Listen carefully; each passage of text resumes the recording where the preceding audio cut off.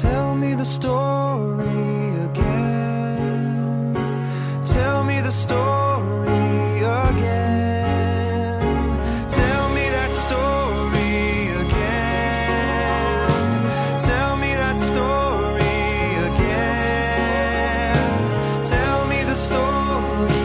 Tell me the story. Tell me the story again. When Jesus had called the 12 together, he gave them power and authority to drive out all demons and to cure diseases. And he sent them out to proclaim the kingdom of God and to heal the sick. He told them, "Take nothing for the journey, no staff, no bag, no bread, no money, no extra shirt. Whatever house you enter, stay there until you leave that town. If people do not welcome you, leave their town and shake the dust off your feet as a testimony against them." So they set out and went from village to village, proclaiming the good news and healing people everywhere. Now Herod the Tetrarch heard about all that was going on, and he was perplexed because some were saying that John had been raised from the dead, others that Elijah had appeared, and still others that one of the prophets of long ago had come back to life. But Herod said, "I beheaded John. Who then is this I hear such things about?" And he tried to see him.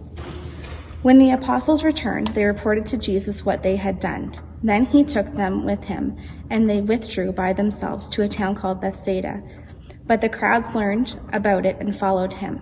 He welcomed them and spoke to them about the kingdom of God and healed those who needed healing. Late in the afternoon, the 12 came to him and said, "Send the crowd away so they can go to the surrounding villages and countryside and find food and lodging, because we are in a remote place here." He replied, "You give them something to eat." They answered, "We only have 5 loaves of bread and 2 fish, unless we go and buy food for all this crowd." About 5,000 men were there. But he said to his disciples, "Have them sit down in groups of about 50 each." The disciples did so, and everyone sat down. Taking the 5 loaves and the 2 fish, and looking up to heaven, he gave thanks and broke them. Then he gave them to the disciples to distribute to the people. They all ate and were satisfied, and the disciples picked up 12 baskets full of broken pieces that were left over. Once when Jesus was praying in private and his disciples were with him, he asked them, "Who do the crowds say I am?" They replied, "Some say John the Baptist, others say Elijah, and still others that one of the prophets of long ago has come back to life." "But what about you?" he asked. "Who do you say I am?" Peter answered, "God's Messiah." Jesus strictly warned them not to tell this to anyone, and he said, "The Son of Man must suffer many things and be rejected by the elders, the chief priests, and the teachers of the law, and he must be killed, and on the 3rd day be raised to life." Then he said to them all, "Whoever wants to be my disciple must deny themselves and take up the cross daily and follow me. For whoever wants to save their life will lose it, but whoever loses their life for me will save it. What good is it for someone to gain the whole world and yet lose or forfeit their very self? Whoever is ashamed of me and my words, the Son of Man, will be ashamed of them when the world comes in his glory and in the glory of the Father and of the holy angels. Truly I tell you, some who are standing here will not taste death before they see the kingdom of God." About 8 days after Jesus said this, he took Peter, John, and James with him and went up onto a mountain to pray. As he was praying, the appearance of his face changed, and his clothes became as bright as a flash of lightning. 2 men, Moses and Elijah, appeared in glorious splendor, talking with Jesus. They spoke about his departure, which he was about to bring to fulfillment at Jerusalem. Peter and his companions were very sleepy, but when they became fully awake, they saw his glory and the 2 men standing with him. As the men were leaving Peter said to him, "Master, it is good for us to be here. Let us put up 3 shelters, one for you, one for Moses, and one for Elijah." He did not know what he was saying. While he was speaking, a cloud appeared and covered them, and they were afraid as they entered the cloud. A voice came from the cloud saying, "This is my son, whom I have chosen. Listen to him." When the voice had spoken, they found that Jesus was alone. The disciples kept this to themselves and did not tell anyone at that time what they had seen. The next day, when they came down from the mountain, a large crowd met him. A man in the crowd called out, "Teacher, I beg you to look at my son, for he is my only child. A spirit seizes him and he suddenly screams. It throws him into convulsions so that he foams at the mouth.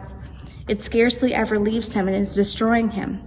I begged your disciples to drive it out, but they could not." "You unbelieving and perverse generation," Jesus replied, "how long shall I stay with you and put up with you? Bring your son here." Even while the boy was coming, the demon threw him to the ground in a convulsion. But Jesus rebuked the impure spirit, healed the boy, and gave him back to his father. And they were all amazed at the greatness of God. While everyone was marveling at all that Jesus did, he said to his disciples, "Listen carefully to what I am about to tell you. The Son of Man is going to be delivered into the hands of men." But they did not understand what this meant. It was hidden from them, so that they did not grasp it, and they were afraid to ask him about it. An argument started among the disciples as to which of them would be greatest. Jesus, knowing their thoughts, took a little child and had him stand beside him. Then he said to him, "Whoever welcomes this little child in my name welcomes me, and whoever welcomes me welcomes the one who sent me. For it is the one who is least among you all who is the greatest." "Master," said John, "we saw someone driving out demons in your name, and we tried to stop him because he is not one of us."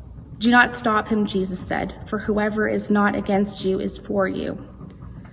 As the time approached for him to be taken up to heaven, Jesus resolutely set out for Jerusalem, and he sent messengers on ahead who went into a Samaritan village to get things ready for him. But the people there did not welcome him because he was heading for Jerusalem. When the disciples, James and John, saw this, they asked, "Lord, do you want us to call fire down from heaven and destroy them?" But Jesus turned and rebuked them. Then he and his disciples went to another village. As they were walking along the road, a man said to him, "I will follow you wherever you go." Jesus replied, "Foxes have dens and birds have nests, but the Son of Man has no place to lay his head." He said to another man, "Follow me."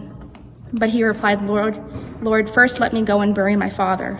Jesus said to him, "Let the dead bury their own dead, but you go and proclaim the kingdom of God." Still another said, "I will follow you, Lord, but first let me go back and say goodbye to my family." Jesus replied, "No one who puts a hand to the plow and looks back is fit for service in the kingdom of God."